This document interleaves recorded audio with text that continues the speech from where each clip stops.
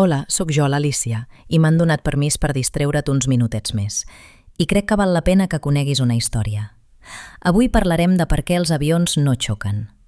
Tot comença fa unes quantes dècades, quan els vols comercials van començar a multiplicar-se i els cels d'Europa es van anar omplint d'avions que anaven i venien constantment.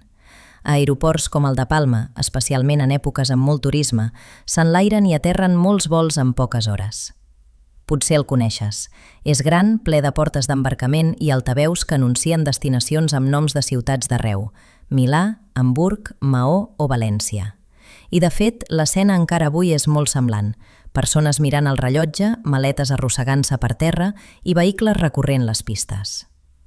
Ara imagina't, per un moment, com seria mirar cap amunt i veure un munt d'avions volant sense que ningú hi pari gaire atenció. Com ho fan perquè no xoquin? És màgia? Són molt bons pilots? O hi ha algú amagat organitzant-ho tot com si fos un gran trencaclosques del cel? Avui descobrirem el secret de per què els avions no xoquen, ni tan sols quan el cel sembla tan ple com un passadís d'escola quan sona la campana del pati. Primer de tot, cal saber que el cel té carreteres invisibles. Són rutes que els pilots segueixen gràcies als seus instruments. No són línies pintades a l'aire, però per a ells cada ruta té un nom, un recorregut i unes altituds assignades. És com seguir un camí de muntanya amb senyals. No veus el sender des de lluny, però saps perfectament per on has d'anar. Aquests camins aeris s'anomenen aerovies i fa molts anys que s'utilitzen per organitzar el trànsit aeri entre regions i països. Entre ciutats com Barcelona i Londres, per exemple, hi passen molts avions cada dia. Però cadascun ocupa el seu espai i la seva alçada, com si al cel hi hagués diversos carrils superposats. I aquí entra una regla molt important.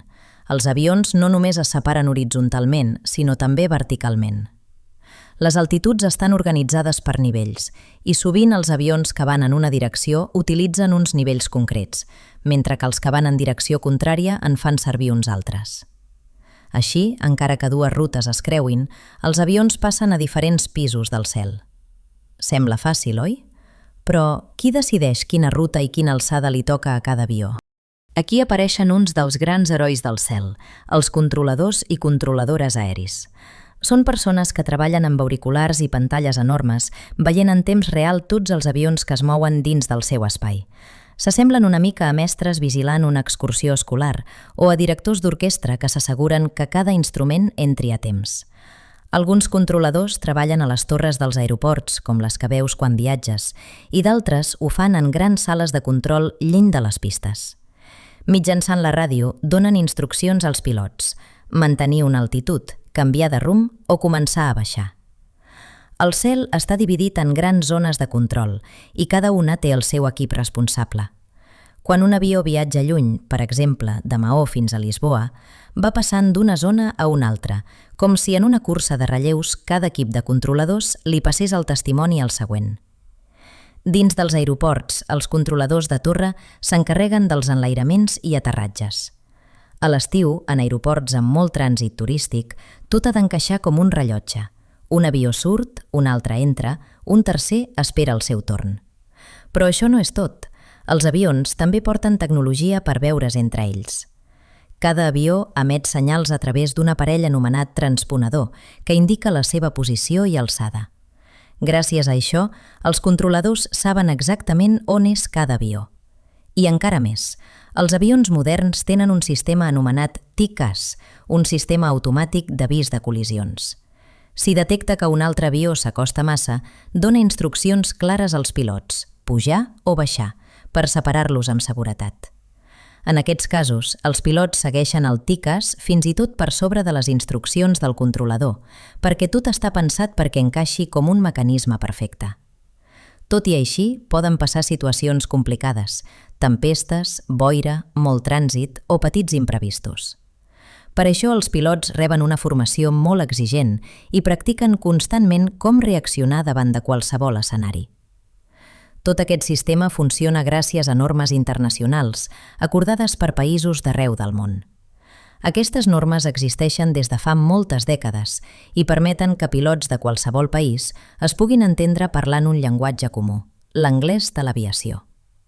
Quan els primers vols comercials entre grans ciutats van començar a ser habituals a mitjan segle XX, els avions encara volaven més lents i els pilots sovint es guiaven observant el paisatge. Però a mesura que el trànsit creixia, calia posar ordre al cel.